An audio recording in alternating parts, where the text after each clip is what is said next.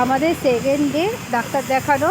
First দিন doctor দেখিয়েছিলাম, report করতে দিয়েছিলো। আজকে রিপোর্ট নিয়ে বাড়ি, মানে রিপোর্টই বাড়ি যাবো না, রিপোর্ট নিয়ে ডাক্তার দেখিয়ে তারপর খাওয়া দাওয়া করব, তারপর এখান থেকে বেরোবো। কারণ রিপোর্টটা না দেখালে ডাক্তার মেডিসিন দিতে পারছে না। কিডনি টেস্ট করতে দিয়েছে, তারপর তোমার অনেক রিপোর্ট করে, যেগুলো আমি জানি না।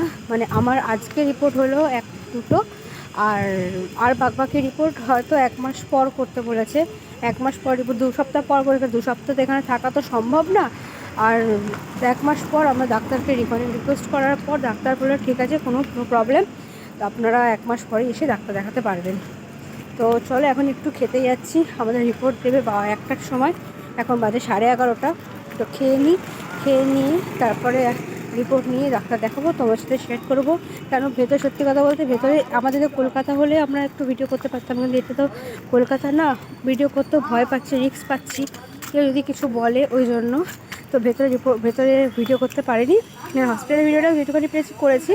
তারপর এখন মানে আমরা মানে ব্লাড টেস্ট ওখানে রিপোর্টটা করতে পারি, কেন এখানে এমনই নিয়ম, ছেলেদের আলাদা মেয়েদের আলাদা। এখানে কেউ একসাথে থাকতে পারে না, মানে একসাথে থাকতে পারে বলতে একসাথে কোনো জায়গায় কিছু হয় না। মানে রক্তের রিপোর্ট করতে গেলে, ডাক্তার দেখাতে হলে ছেলেরা আলাদা মেয়েরা আলাদা। মানে খুব ভালো সিস্টেম এখানে, সত্যি খুব ভালো সিস্টেম।